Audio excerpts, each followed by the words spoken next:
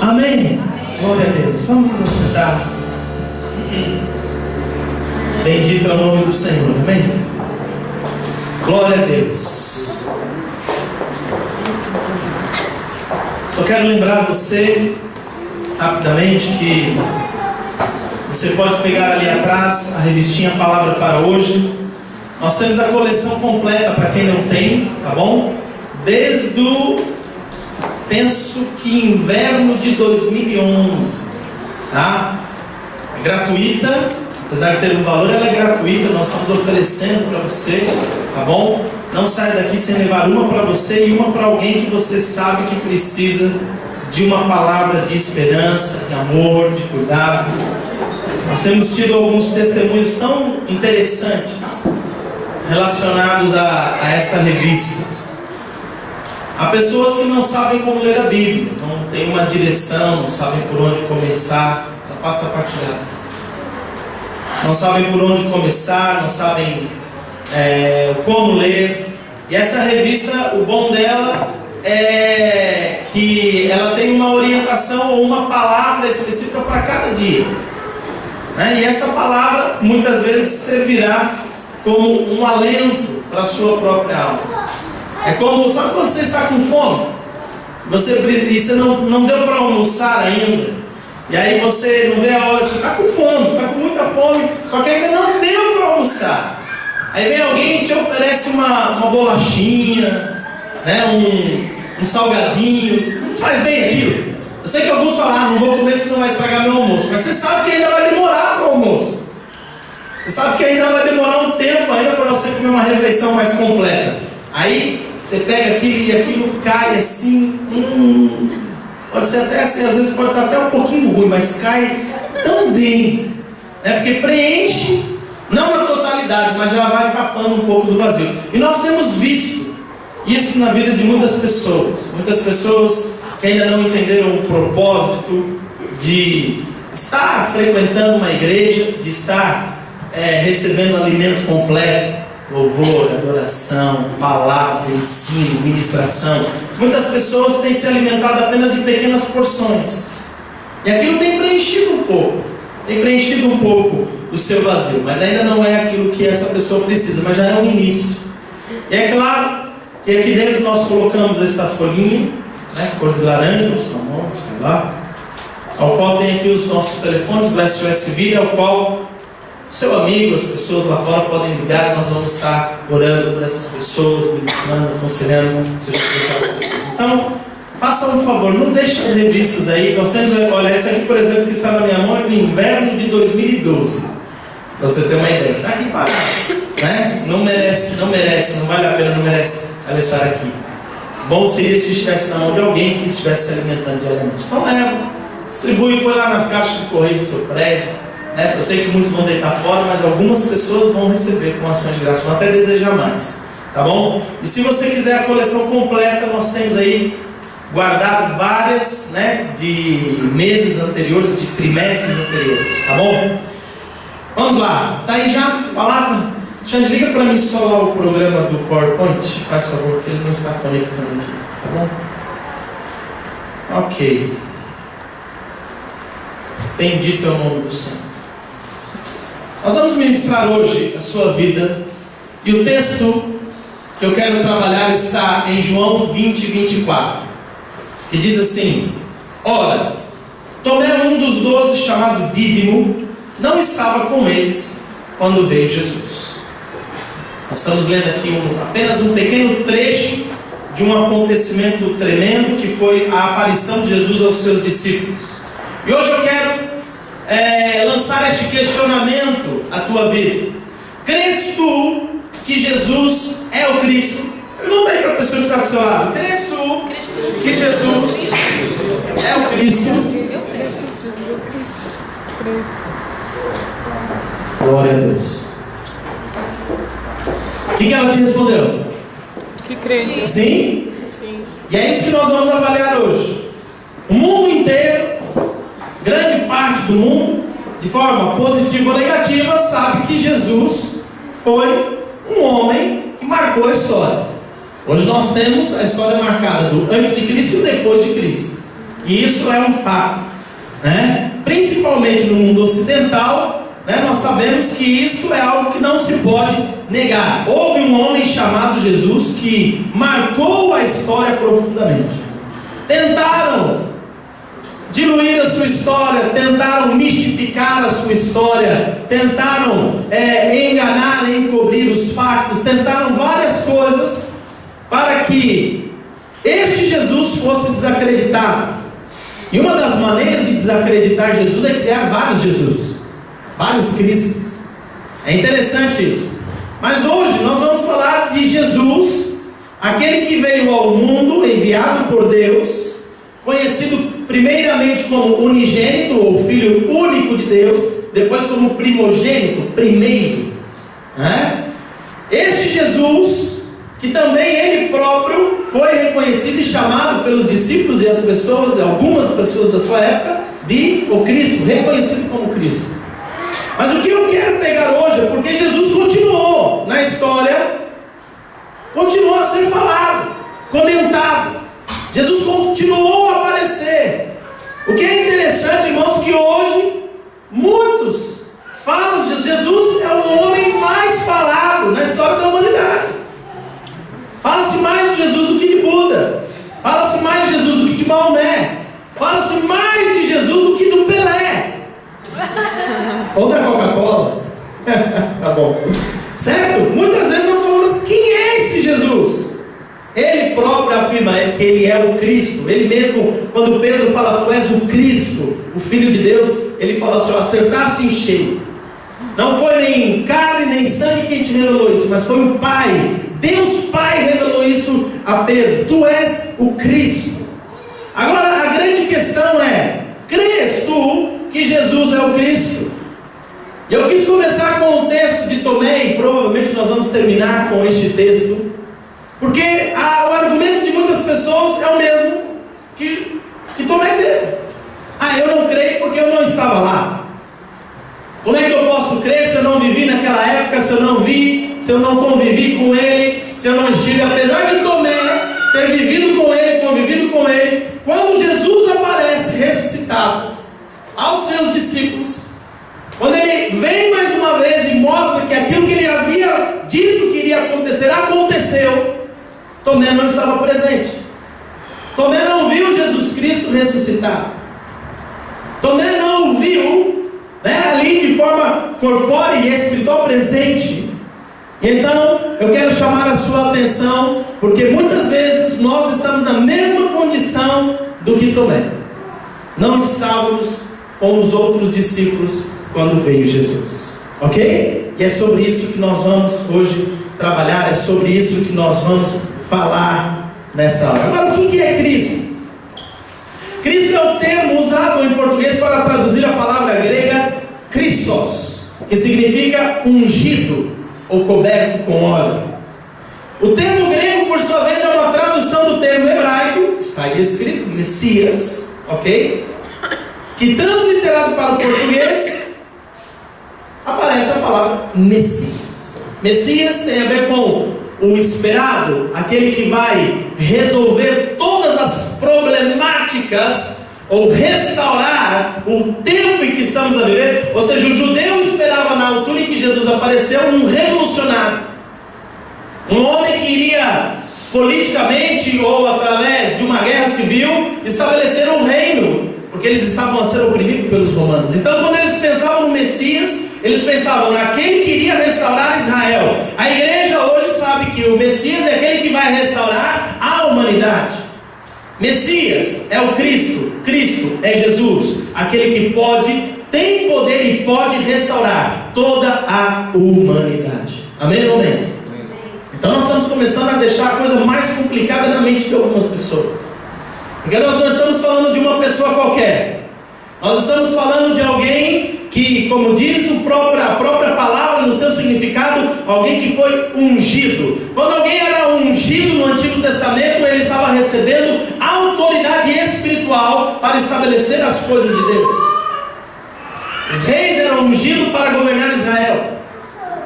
Os profetas eram ungidos para serem porta-vozes de Deus na terra.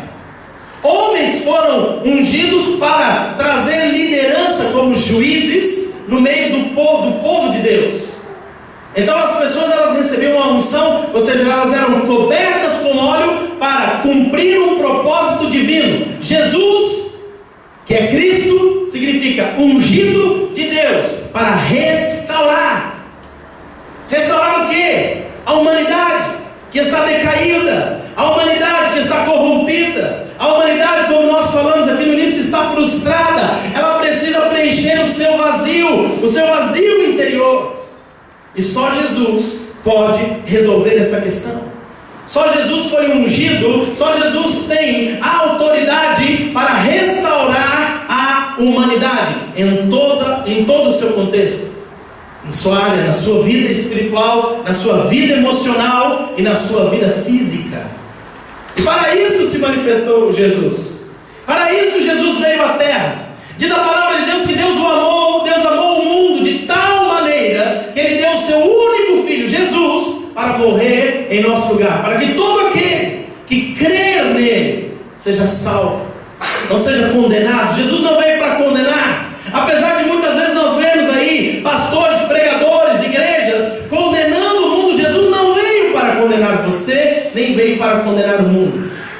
Jesus mesmo afirmou que aquele que não crê já está condenado. Ninguém precisa condenar, mas aquele que crê, esse não está condenado, pelo contrário, está salvo da ira vindoura, está fora do juízo divino.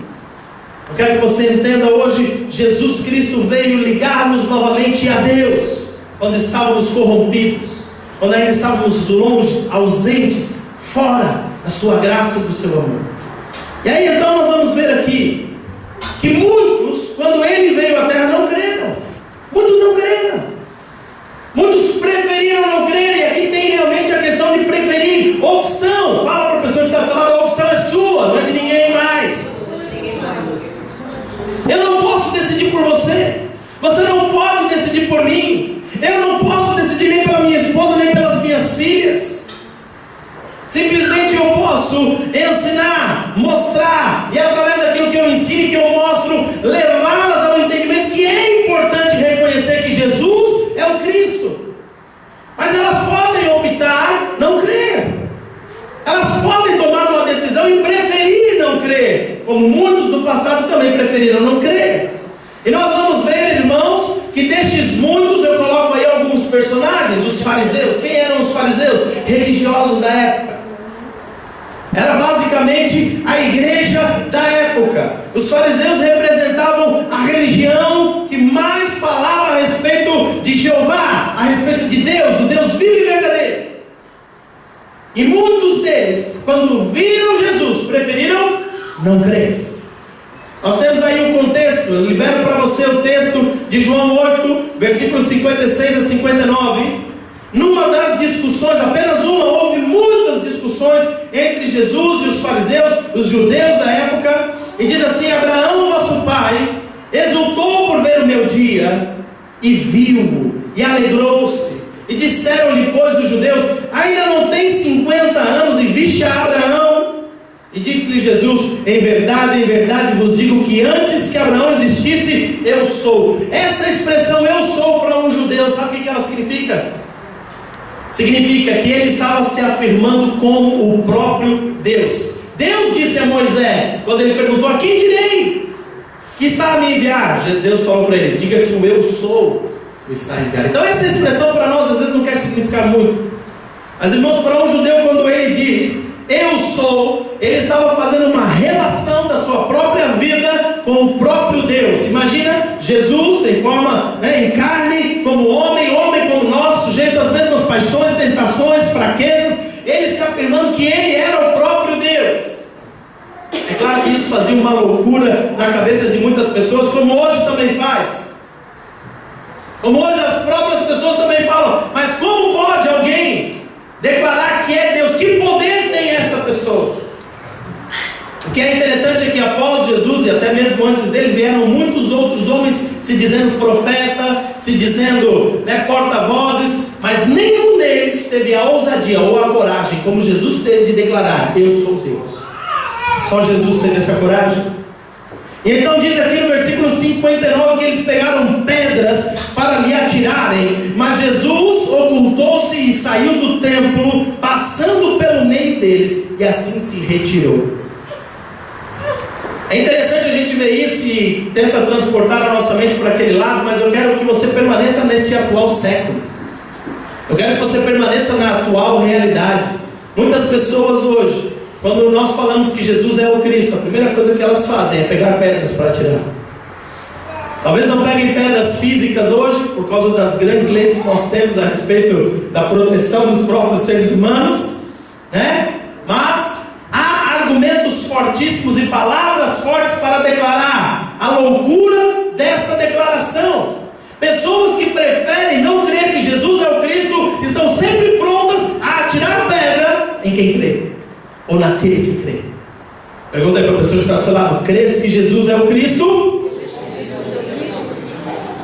Então esteja preparado para levar a pedrada. O que é interessante é isso, irmãos, é que muitas pessoas dizem: eu creio que Jesus é o Cristo, mas não estão preparadas para serem apedrejadas. Muitas pessoas dizem: eu creio verdadeiramente que Jesus é o Cristo, mas não estão aptas ou prontas, ou não querem ser perseguidas. Mas o que é interessante é que quando nós fazemos essa afirmação, nós olhamos para a própria vida daqueles que no passado declararam que Jesus era o Cristo, o como é que eles viveram.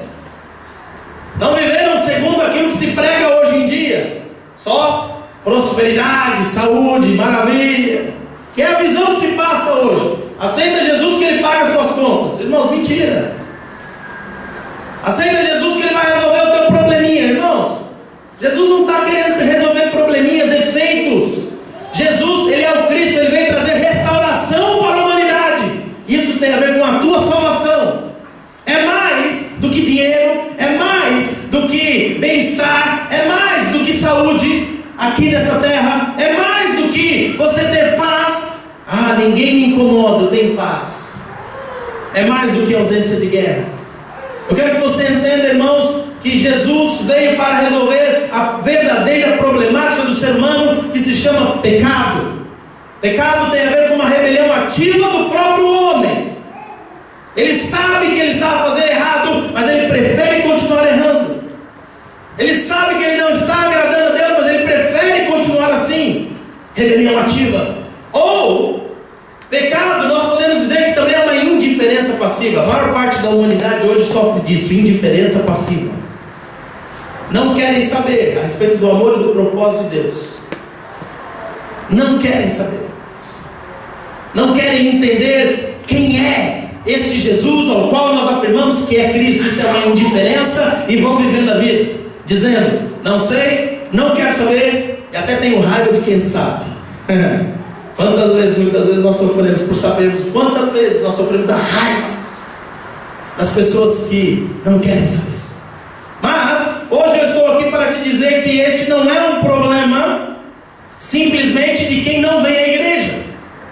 Fariseus, religião da época, homens estudados na lei, na palavra, pessoas que frequentavam os templos. Veja bem, eles estão tendo aqui uma discussão dentro do templo.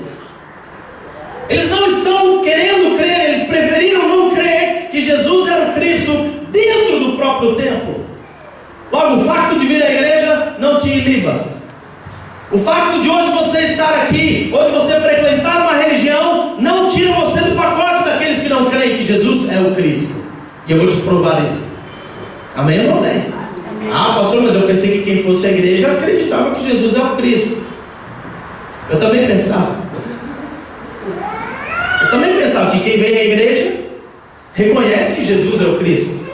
Mas nós estamos vendo aqui a religião da época não reconhecendo Jesus como Cristo, e muitos de nós, vamos começar por nós, estamos dentro da própria igreja, frequentamos uma religião e não acreditamos que Jesus é o Cristo. Isso precisa mudar. Nós vemos também, através da vida de Pilatos, através do governo, nós vamos vendo que o próprio governo não crê que Jesus é o Cristo. E veja bem, quando nós falamos em restauração, muitas nações do mundo precisam entender que só há solução em Deus. Nós já vimos isso, irmãos. Nós que estamos vivendo nesta era, já estamos entendendo que nenhuma forma de governo mais funciona. Seja socialismo, comunismo, capitalismo. Irmãos, nós estamos percebendo que todas as formas de governo hoje estão frustradas. Já decepcionaram a multidão. Mas o único reino que ainda não caiu, e a única forma de governo que traz satisfação, é o reino de Deus, ao qual foi estabelecido por Jesus, que é o Cristo. Há o texto da palavra de Deus, eu não vou me prender muito a ele, mas nós estamos vendo aqui o próprio Pilatos discutindo com Jesus: o que é que tu dizes de ti mesmo? Ou o que disseram os outros a respeito dele? Há aqui uma questão: quem é? Quem é você? Pilatos, né? Perguntando: tu és realmente o rei dos judeus? Quem tu és? E então Jesus não dá a resposta direta, mas Jesus quer saber dele: o que é que tu dizes? O que é que os outros andam falando a meu respeito? O que é interessante, irmãos, é que muitas vezes nós estamos diante do Criador e não o reconhecemos, diante daquele que pode trazer uma solução, mas não queremos reconhecer a verdade. E a discussão de Jesus com Pilatos, ela entrou por este assunto. Lá no versículo 38 diz Pilatos: o que é a verdade? O que é a verdade? Essa dúvida para no coração da humanidade, essa dúvida para no coração dos nossos governantes, essa dúvida para no meio da população. O que é a verdade? Como posso encontrar a verdade? Mas quem é essa verdade? O próprio Jesus, que é o Cristo, ele fez uma afirmação: eu sou o caminho, eu sou a verdade, eu sou a vida. Pergunta para a pessoa que está ao seu lado: crês tu que Jesus é o Cristo? E o que é interessante, um homem que ele próprio, Pilatos, declarou: eu tenho autoridade, se você quiser, eu tenho autoridade para liberar você agora. Eu posso. Mas em meio a tanta autoridade, o resultado é que ele preferiu ouvir a voz do povo, a voz da multidão, e soltar Barrabás, um ladrão, um malfeitor, um bandido, do que o próprio Cristo. O que adianta você ter autoridade se você não souber usar? O que adianta você estar cheio de autoridade e as pessoas delegarem a você as decisões, se você mesmo não sabe o que é a verdade? Se você próprio não sabe aonde encontrar a verdade, muito menos o que é que você vai fazer com a autoridade que você tem. Nem sempre a voz do povo é a voz de Deus. Nem sempre a vontade daqueles que estão à tua volta é a vontade de Deus para a sua vida. Nem sempre as grandes multidões trouxeram aquilo que Deus queria que acontecesse. Eu quero que você entenda hoje: você precisa reconhecer e conhecer essa verdade de que Jesus é o Cristo, e que se você reconhecer hoje, você será investido de autoridade para acertar para si, para a sua casa, para aqueles aos quais estão debaixo da tua própria autoridade. Mas é necessário você hoje entender que é necessário crer. Nós vamos ver mais. Os dois ladrões lá na cruz, no capítulo 23, versículo 33 a 43, nós vamos ver aqui vários personagens mais uma vez duvidando de que Jesus era o Cristo. Nós vemos no versículo 35 o povo, os príncipes, no versículo 36 os soldados, no versículo 38 os malfeitores. E eu quero me deter nos dois malfeitores.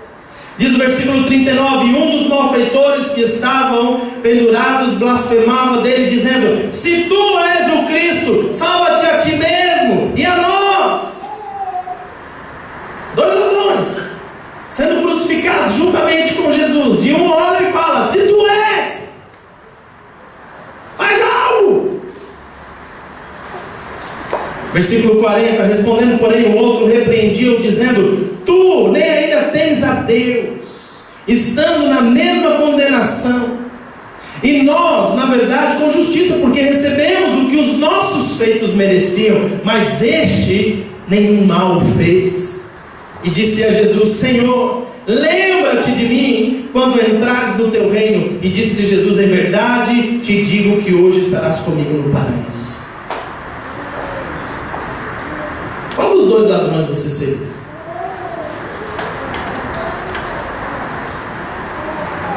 Diante dessa situação, imagine hoje, se você estivesse ali no lugar destes dois malfeitores, qual seria a tua declaração? És tu mesmo Cristo? Ou, Senhor, salva também a mim? Mas nós aqui mesmo, aqui hoje, neste lugar, nós podemos ter pessoas, mesmo dentro da igreja, dentro desta comissão, que está colocando em causa se Jesus realmente é o Cristo. E como não o reconhece como Cristo, pensa que para ele continuar a ser Cristo, e pensa que para ele verdadeiramente ser Cristo, ele precisa fazer milagres. Há pessoas que estão dentro da igreja e falam assim: não, se Jesus realmente existisse ou quisesse, então ele faria isso ou aquilo, salvava-se a si mesmo e a nós. Só que Jesus não faz simplesmente a nossa vontade ou a vontade de qualquer pessoa. Jesus mesmo sempre declarou que ele veio a este mundo para fazer a vontade do Pai. E a vontade do Pai nesse momento era que ele morresse em nosso lugar. Tinha poder para isso? Sim. Tinha poder para não ser preso? Sim. Nós vimos ali que Jesus, quando os fariseus e o povo se levantou para apedrejá-lo, Jesus passou de forma, parece até de forma sobrenatural no meio deles, ocultou-se e passou no meio deles, e eles não conseguiram atirar pedras em Jesus. Muitas vezes tentaram matá-lo, e ele falou assim: olha, Jesus disse: a minha vida eu voluntariamente a dou. Ninguém tirou a vida de Jesus. Quando chegou no momento, Jesus falou: é o tempo. Ele foi lá no Gólgota, orou, no Getsemane orou, clamou, falou: Pai, se é da tua vontade, afasta de mim esse cálice, se for possível, afasta. Mas eu não quero a minha vontade, eu não quero passar por isso, mas eu não quero simplesmente a minha vontade, eu quero que seja feita a tua. Jesus simplesmente estava em obediência constante ao Pai. E eu quero que você entenda hoje, você que ora em nome de Jesus, você que clama em nome de Jesus, você que crê no nome de Jesus, Jesus não vai simplesmente fazer a tua vontade, Ele vai fazer a vontade do Pai. Mas o crente, ele fica decepcionado, a pessoa fica frustrada: já estou há 10 anos dentro da igreja e não vejo resultado, não vejo mudança, não vejo as coisas acontecendo, porque ela está focada naquilo que são os bens materiais desta terra, desta vida, e o que Jesus veio fazer não tem a ver com bens materiais. O que Jesus veio realizar tem a ver com a nossa vida eterna, com a nossa condição espiritual. Ele veio mudar a nossa condição espiritual. Dá um cutucão aí na pessoa que está do seu lado, pergunte a ela: você já mudou a sua condição espiritual?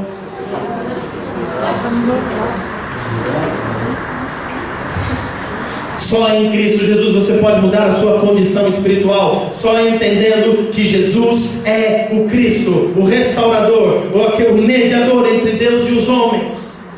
Nós vemos aqui então a história do discípulo Tomé, porque os próprios discípulos decidiram não crer. Jesus apareceu no meio deles, Jesus soprou no meio deles o seu Espírito Santo. Mas Tomé, versículo 24, um dos 12, chamado Dídimo, não estava com eles quando veio Jesus.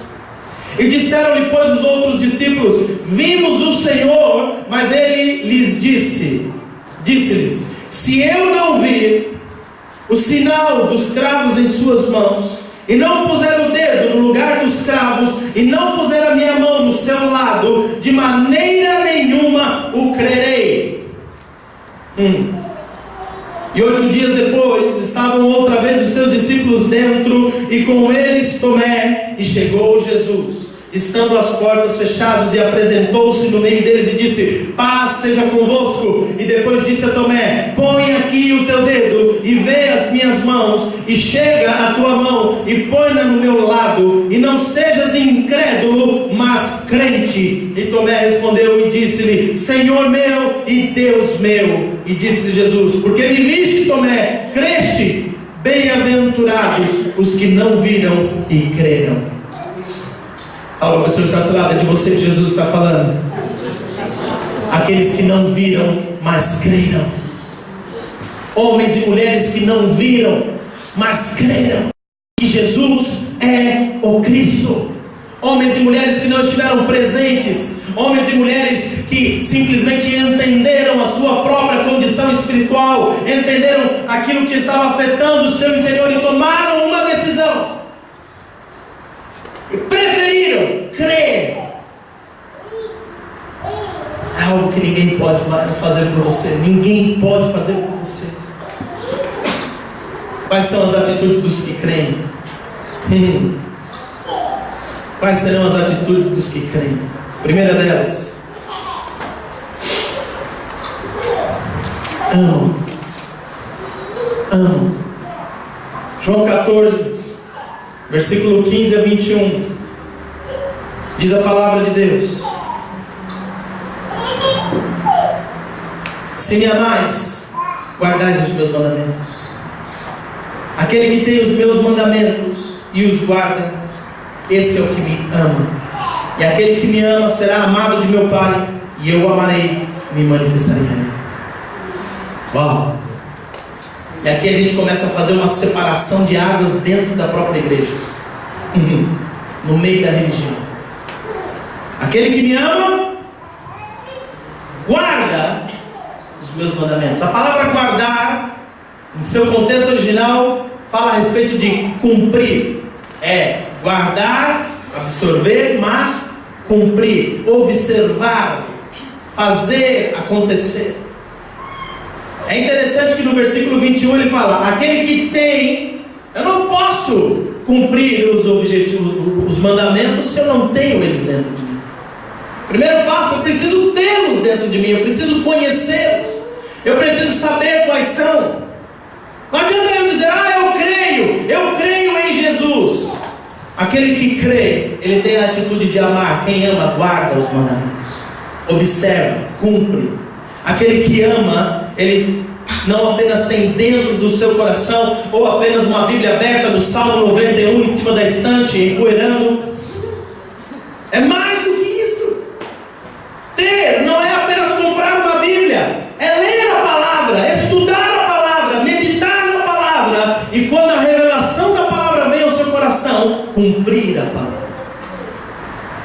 Cumprir a palavra de Deus. Este é o que me ama. A ele, diz aqui, eu me manifestarei. O Pai se manifestará a ele. O que a gente encontra dentro da igreja muitas vezes, irmãos? As pessoas querem vir para a igreja para receber uma oraçãozinha. Vamos fazer uma oraçãozinha aqui na minha cabeça. Vem aqui para receber muitas vezes uma unção com óleo.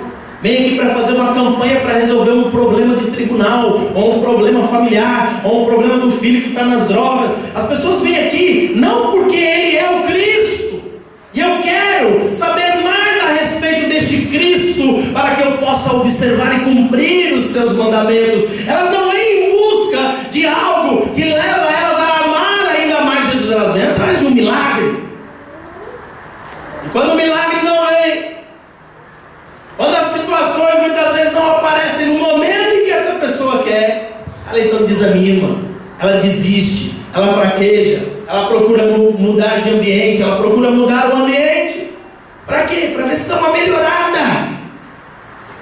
Aquele que me ama, disse o Senhor Jesus, tem os meus mandamentos e os guarda, os cumpre. Irmãos, uma das práticas que nós deveríamos ter desde pequenininho com os nossos filhos, nós próprios, nossos filhos, nossa família, é meditar na palavra de Deus. Ler, observar, mas não ler como uma história simplesmente, não ler simplesmente como se eu estivesse a ler um romance. Eu tenho que ler procurando fazer perguntas. Tem aqui um princípio para a minha vida. Há um pecado que eu preciso me arrepender. Há algo que eu preciso corrigir. A palavra de Deus é instrução para a vida. A palavra de Deus, irmãos, gera em nós, sabe o que? Poder. Poder para vencer mediante os desafios. Eu quero que você entenda a própria fé. A Bíblia diz: a fé vem pelo ouvir, e o ouvir a palavra de Deus. Mas as pessoas não querem. E não querem por quê? Porque não amam. Preferem gastar muitas vezes horas e horas em cima de um filme, de uma telenovela, de um jogo de futebol. Para isso há tempo. Para isso há. Não estou dizendo que essas coisas são erradas em sua totalidade. Mas onde é que você investe mais o seu tempo? Quando você ama alguém, você investe o tempo naquele que você ama. Quando você ama algo, você investe tempo naquilo ao qual você ama. E é por isso que muitas vezes a gente ouve algumas mulheres falando que você ama o seu trabalho, não sou eu. Porque o homem trabalha 15 horas por dia, chega em casa e dorme. Às vezes nem toma banho. Aí o marido vem e reclama: você ama mais essas telenovelas do que a mim. Porque ela passa horas e horas em frente à televisão e não dá atenção devida à casa, à família, às pessoas. Quando nós amamos, nós dedicamos tempo. É verdade ou não é? Garanto que nenhum relacionamento aqui, nenhum casamento começou sem tempo gasto. Houve a necessidade de gastar tempo com a pessoa, entender hábitos, entender aquilo que a pessoa gosta, entender aquilo que é necessário para agradar, fazer um ajuste em comportamentos para poder viver juntos. É ou não é? É lindo isso. A atitude daqueles que creem começa por amar. Segunda atitude tem a ver com obedecer. Lucas capítulo 6, versículo 46, Jesus disse: e por que me chamais Senhor e Senhor, e não fazeis o que eu digo? Muitas pessoas estão dentro da igreja nessa condição. Chamam a Jesus, o Cristo, de Senhor, mas não fazem aquilo que Ele quer. Olham para a palavra e até pensam assim: por que aquele irmão não leu isso, né? Olha, essa palavra dá certinho para ele, né? Olha que mensagem boa para aquele que não veio hoje, né? Olha, essa palavra realmente, né? Se fulano estivesse aqui, pena que ele não veio. Essa mensagem é para nós que estamos aqui. Essa mensagem foi preparada para quem veio hoje, não para quem não veio. Amém ou amém? Eu quero que você entenda, Jesus está falando hoje aqui: se tu crês que eu sou o Cristo, se verdadeiramente crês, a atitude daquele que crê, além de amar, é obedecer. Não adianta falar que Ele é Senhor, se você não está disposto a fazer aquilo que Ele manda. Pergunta aí para a pessoa que está do seu lado: você está entendendo mesmo esse pastor hoje?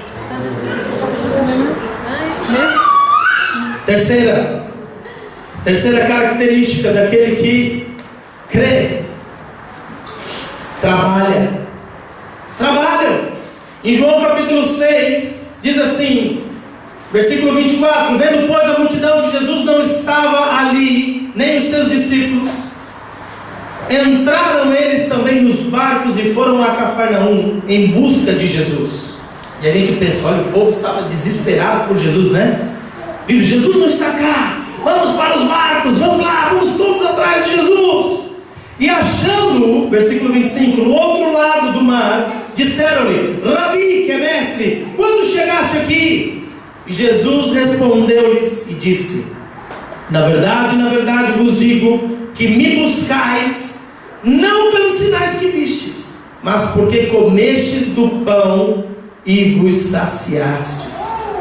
Trabalhai, não pela comida que perece, mas pela comida que permanece para a vida eterna, a qual o Filho do Homem vos dará, porque a este o Pai, Deus, o selou. E disseram-lhe, pois, que faremos para executarmos as obras de Deus? E Jesus respondeu e disse-lhes: a obra de Deus é esta, que creiais naquele que me enviou, naquele que Ele enviou. Olha a obra: creiai.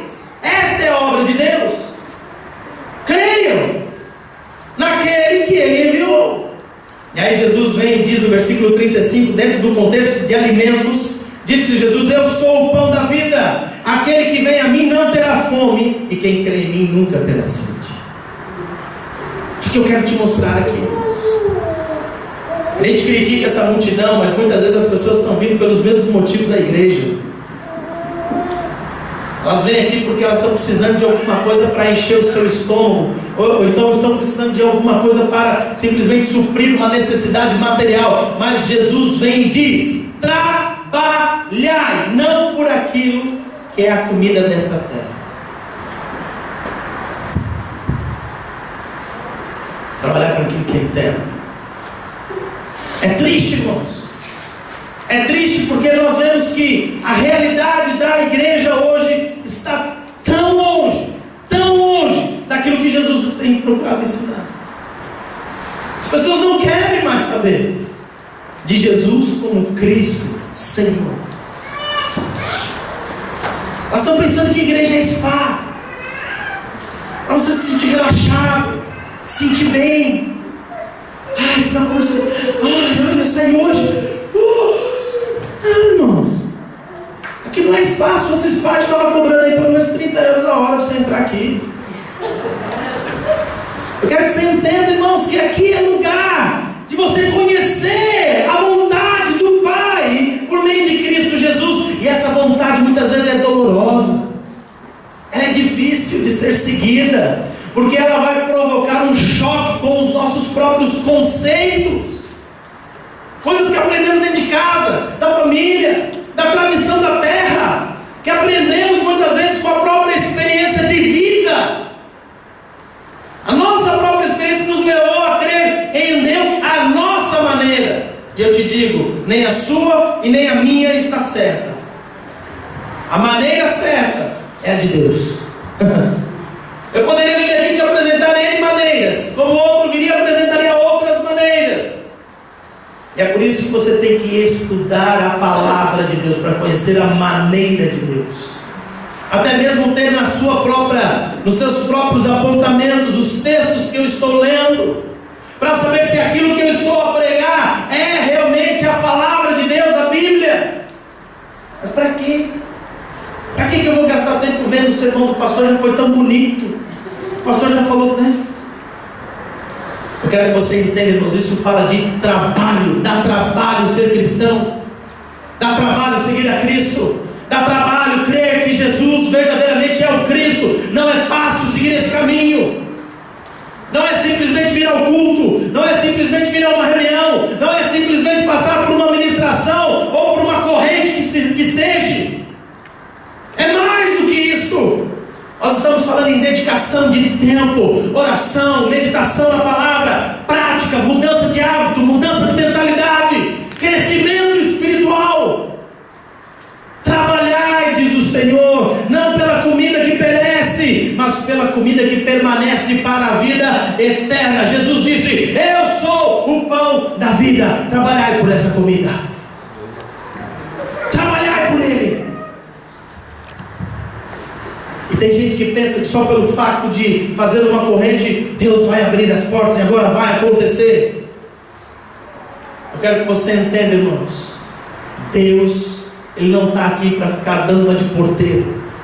Abre porta, fecha a porta, abre porta, fecha a porta, abre porta, fecha a porta. Deus não é porteiro. Deus é Deus. E o seu projeto já está estabelecido para a salvação da humanidade. O maior interesse de Deus, irmãos, mais do que te abençoar materialmente, financeiramente ou fisicamente, é te levar para o céu.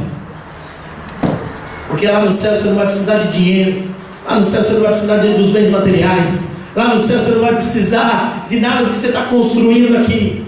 E é por isso que ninguém leva nada, certo? Você já viu o caixão com gaveta? Não, né? Porque não dá para levar nada. O máximo que você leva é uma roupa bonita, e ainda fica lá para os bichos comerem no caixão. Amém ou amém? Quero concluir aqui. Atitudes dos que creem. Eles carregam as marcas marcas de Cristo no seu próprio corpo. Gálatas capítulo 6, versículo 12 a 17, diz assim: todos os que querem mostrar boa aparência na carne, e está cheio de gente assim, quando vai na igreja até põe uma roupa bonita, vai à igreja, né? É a famosa roupa de domingo, a roupa da missa, não é? Todos aqueles que querem mostrar boa aparência na carne, esses vos obrigam a circuncidar-vos, somente para não serem perseguidos por causa da cruz de Cristo. Deixa eu te mostrar o que está acontecendo aqui, irmãos. É isso que a religião faz.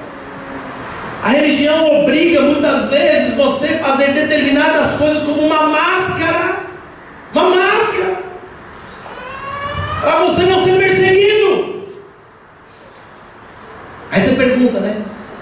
Você é católico? Sou. Você vai à igreja? Não. Por que você é católico? Meu pai era, meu avô era, minha tia era, todo mundo era. Eu também sou. Isso é uma máscara. A pessoa é porque o resto da família também é. E querendo ou não, te jogaram lá dentro. Isso muitas vezes acontece para o outro lado. Você é evangélico? Sou evangélico. Sim, por que você vai à igreja? Não, não vou. A meu pai é, minha mãe é, já fui. Até já fui. Já fui. Eu quero que você entenda, é muito mais do que aparência, do que título, é muito mais, irmãos, do que aquilo que faço ou deixo de fazer. Você vai entender isso agora. Diz aqui: porque nem ainda esses mesmos que se circuncidam guardam a lei, mas querem que vos circuncideis para se gloriarem na vossa carne. Aqui está falando de pessoas que vivem por aparência, de pessoas que estão vivendo: olha que conquistamos, olha, a igreja está cheia, olha que bom. Aí você olha, irmãos, a igreja está cheia de crentes vazios. Para quê? Vou repetir isso, porque muita gente às vezes não consegue entender. Muitas vezes a igreja está cheia de pessoas vazias. E é este o significado da nossa reunião. Este é o significado de estarmos aqui hoje. Queremos este lugar, ou queremos as igrejas cheias de pessoas vazias? Será que é para isso que Jesus Cristo deu a sua vida na cruz do Calvário? Para que continuássemos na mesma condição, na mesma hipocrisia de dizer que somos aquilo que não somos, ou de falar para fazer aquilo que não fazemos? O que adianta dizer eu sou homem de palavra e não cumprir com a sua palavra? O que adianta dizer eu sou honesto e você continua roubando a Deus, roubando os impostos, roubando as pessoas? O que adianta? O que adianta? Eu quero que você entenda algo, irmãos, que aquilo que Jesus veio pregar não é religião. O próprio apóstolo Paulo diz: longe esteja de mim gloriar-me, a não ser na cruz de nosso Senhor Jesus Cristo, pelo qual o mundo está crucificado para mim e eu para o mundo. Onde é que Paulo se gloriava? Na cruz de Cristo. Eu morri em Cristo Jesus e nele ressuscitei. Paulo começou a levar uma dinâmica em que o mundo já não influenciava a sua conduta, a sua forma de ser, a forma de estar, a sua própria carne. Ele procurava mortificar dia após dia, porque o desejo dele era fazer a vontade de Deus dia após dia, não a sua própria vontade. E no que ele gloriava em poder levar a cruz de Cristo, em verdadeiramente cumprir Lucas 9:23. O que é que diz Lucas 9:23? Jesus disse: se alguém quiser vir após mim, negue-se a si mesmo, tome diariamente a sua cruz e siga-me. As pessoas querem seguir Jesus, mas não estão dispostas a negar a si mesmo.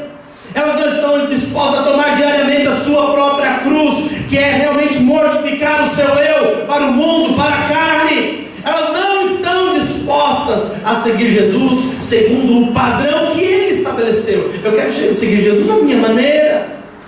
Elas estão dentro da igreja, se dizem cristãos, dizem crer que Jesus é o Cristo, mas não fazem dele o seu Messias. Então Paulo vem e diz assim: porque em Cristo Jesus nem a circuncisão nem a incircuncisão tem virtude, tem poder algum. Aqui ele está dizendo: nem a religião, nem fora da religião, nem a prática religiosa, nem a prática não religiosa. Em Cristo nenhuma das duas tem poder, mas o que tem poder é ser uma nova criatura. Fala para a pessoa que está do seu lado: o que tem poder é ser uma nova criatura em Cristo Jesus. O que é interessante é que em meio aos fariseus, no meio daqueles fariseus que não criam em Jesus, aparece Nicodemos perguntando: como é que eu posso entrar e ver o reino de Deus? Jesus falou: tens que nascer de novo. Tens que nascer de novo. Tens que se tornar uma nova criatura.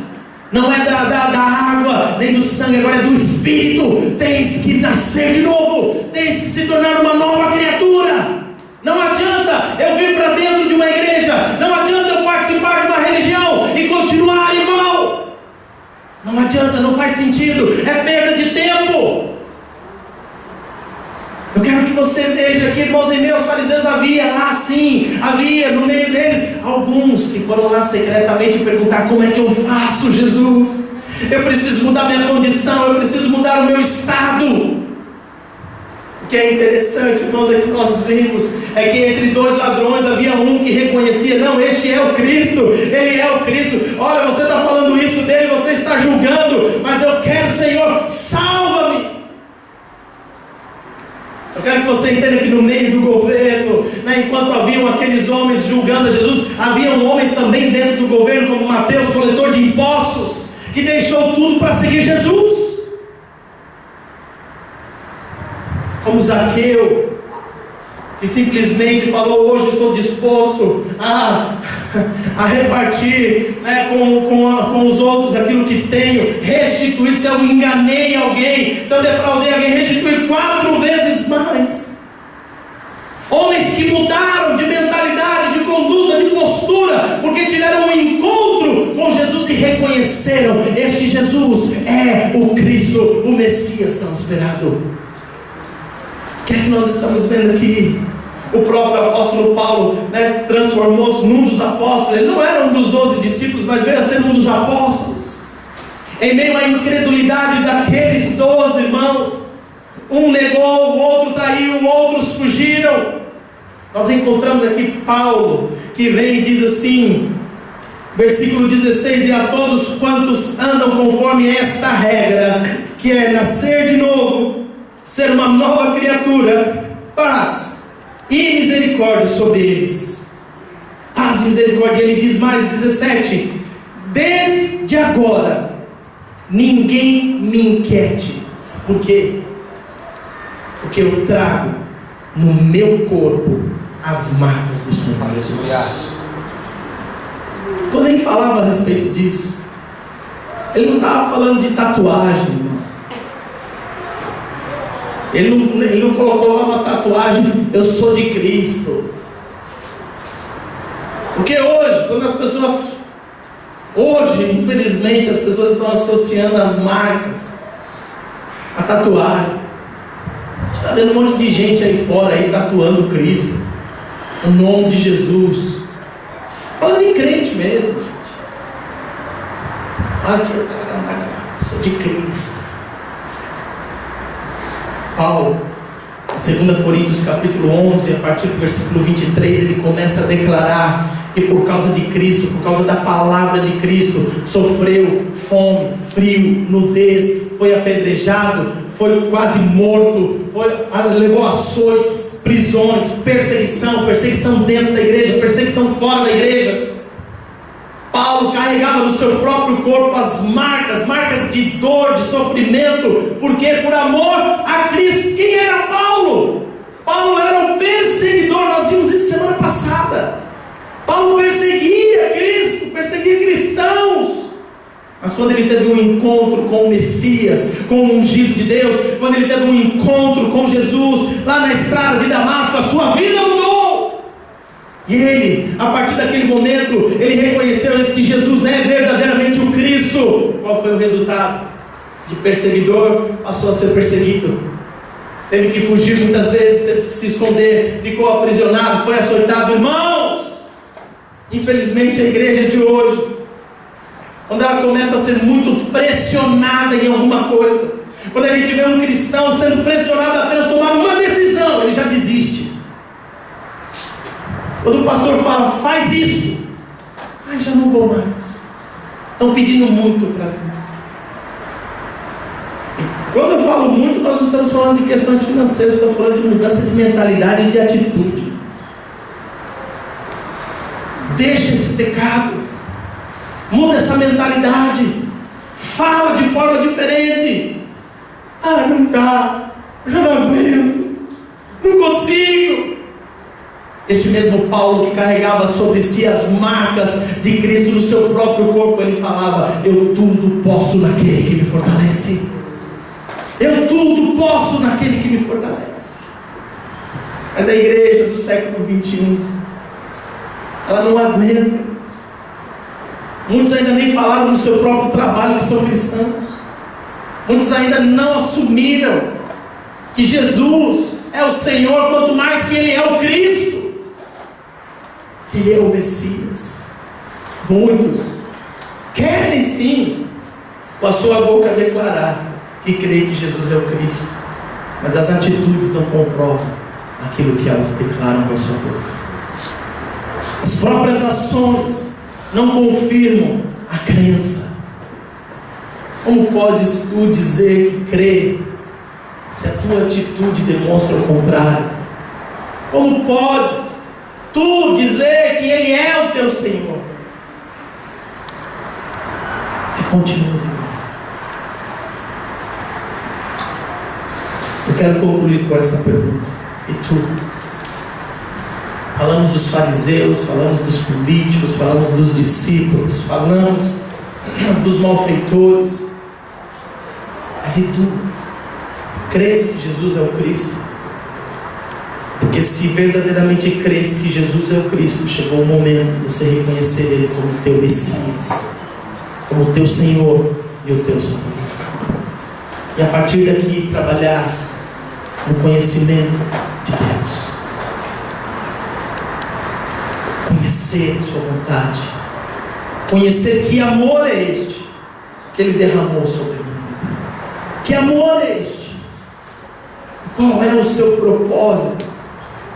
Você não está nessa terra por acaso, você não vive aqui por acaso, você não nasceu por acaso. Deus te ama, Deus tem um propósito na sua vida.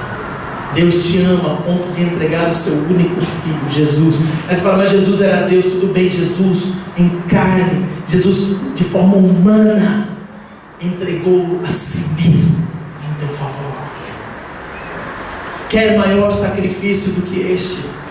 Do que dar a sua própria vida a homens e mulheres como nós, a pessoas que ainda não haviam se arrependido pelos seus pecados, a pessoas que ainda não reconheciam que Ele próprio era o Cristo. Pelo contrário, naquele momento estavam zombando, e até hoje zombam.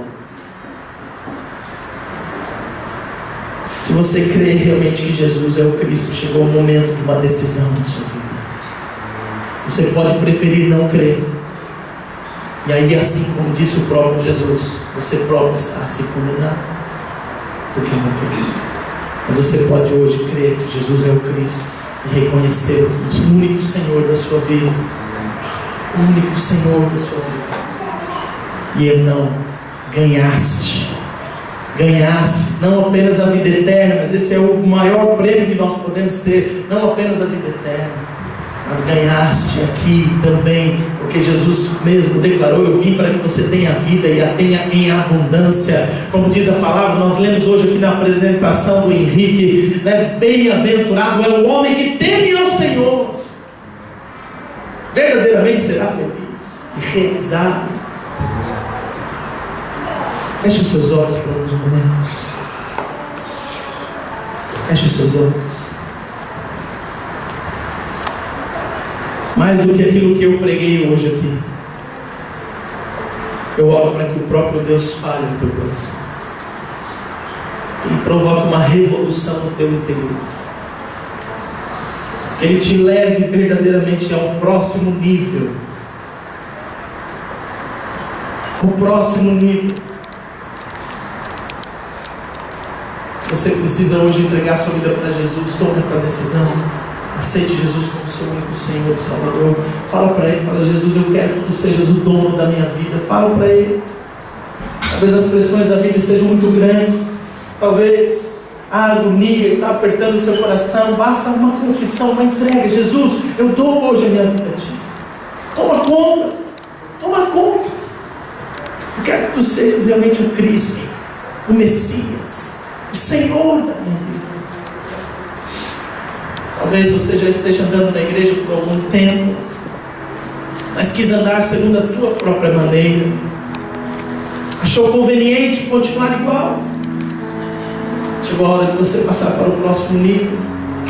Falar: Jesus, eu quero realmente sair do estágio das palavras para a ação. Eu quero agir em Teu nome. Eu quero agir em Teu nome. Tu tomes o controle da minha vida, dos meus pensamentos, das minhas atitudes, dos meus sentimentos. Toma conta da minha forma de falar, de ser, de estar. Faz de mim realmente um cristão, um seguidor de Cristo. Amém, papai. Talvez alguns estagnaram nessa caminhada. Estagnaram, pararam mesmo. Pararam porque já não conseguem crer, já não conseguem agir dentro daquilo que creem. Hoje, eu quero que você entenda que não é o quanto você faz, mas é o quanto você já nasceu de novo. Muitas vezes você está dentro da igreja e é apenas religião. Muitas vezes você está dentro da igreja, você está há muitos anos já, mas é apenas religiosidade. Abre mão da religiosidade. Reconhece Jesus como Cristo, o Messias, o Senhor, o ungido, para restaurar, para mudar, para transformar a tua condição. Ele é poderoso para fazer infinitamente mais do que você pode pedir ou pensar nesta manhã. Por isso, toma uma decisão. Toma uma decisão hoje de passar para o próximo nível, em nome de Jesus. Senhor, eu quero abençoar hoje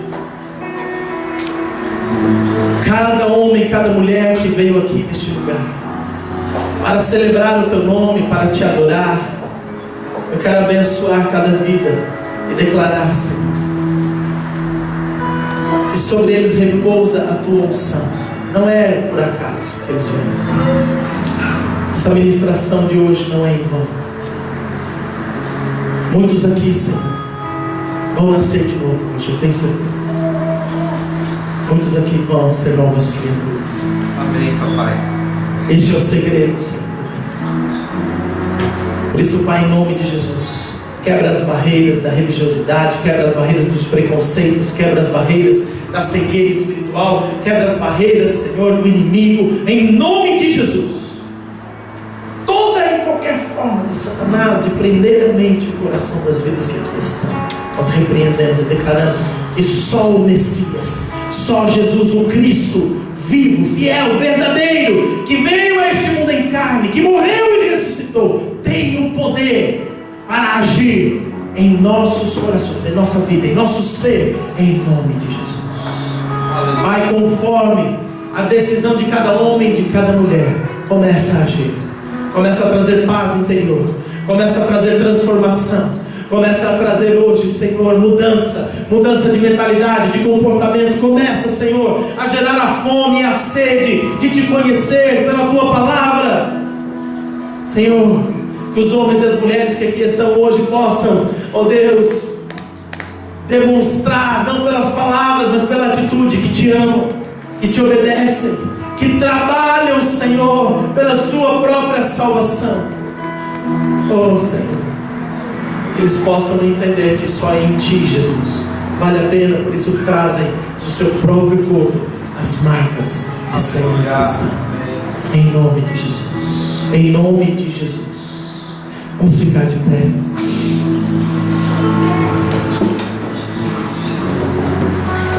Põe a mão assim na região do seu coração. Fala assim comigo: Senhor Jesus, vem hoje fazer uma obra completa na minha vida, na minha mente e no meu coração. Transforma e leva-me mesmo a viver num próximo nível, onde eu encontro satisfação e realização, em nome de Jesus. Amém. Vamos adorar ao Senhor mais um pouquinho, já estamos a terminar. Amém. Tu és o Cristo, Filho do Deus vivo, sobre esta rocha tua igreja está. Tu és o Cristo, Filho do Deus vivo, rocha inabalável, outro igual não há. Tu és o Cristo, Filho do Deus vivo, sobre esta rocha tua igreja está. Tu és o Cristo, Filho do Deus vivo, rocha inabalável, outro igual não há.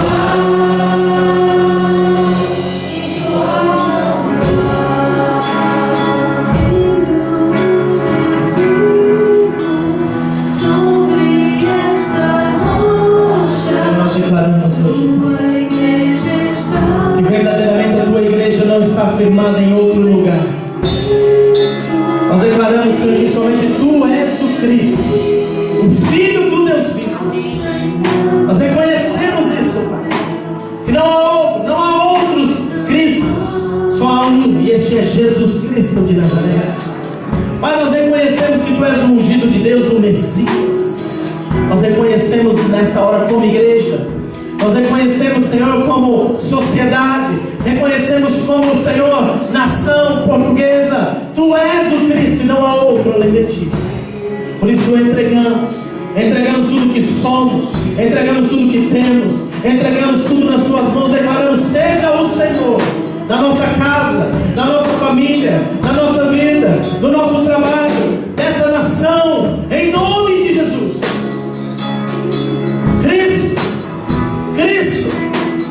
Cristo, ungido de Deus, seja o nosso Senhor, em nome de Jesus, em nome de Jesus, em nome de Jesus. Amém. Pai, nós abençoamos também, Senhor, toda a dádiva do teu povo nesta manhã, neste lugar. Declaramos a tua paz, o teu amor, o teu cuidado, o teu sobrenatural, a tua manutenção sobre as famílias desta igreja, sobre todo aquele, Senhor, que voluntariamente traz até o teu altar o seu melhor, em nome de Jesus. Abençoamos, Senhor, para louvor da tua glória. Declaramos sobre o teu povo, Senhor, paz. Declaramos sobre o teu povo alegria. Declaramos sobre o teu povo conquistas. Declaramos sobre o teu povo, Senhor, infinitamente mais do que eles podem pedir, pensar ou imaginar. Por mais, Senhor, que muitos tenham vindo aqui por milagres, por mais que muitos tenham vindo em busca de um pão terreno, que hoje eles possam levar deste lugar o pão do céu, possam levar o pão vivo, em nome de Jesus Cristo. Recebe sobre ti a bênção do Senhor, da palavra. Recebe sobre ti a vida e a vida em abundância. Eu te abençoo em nome de Jesus e declaro que o amor de Deus, a graça do nosso Senhor Jesus Cristo, a comunhão do Santo Espírito de Deus seja com cada um de vós até a vinda do Senhor, em nome de Jesus. Amém. Amém. Deus te abençoe. Vai em paz, guarda essa palavra no teu coração. Não saia daqui sem cumprimentar os pais, sem dar um abraço na pessoa que está ao teu lado e declarar para ela uma semana abençoada em nome de Jesus. Amém? Vai em paz, Deus te abençoe. Até o próximo domingo, em nome de Jesus.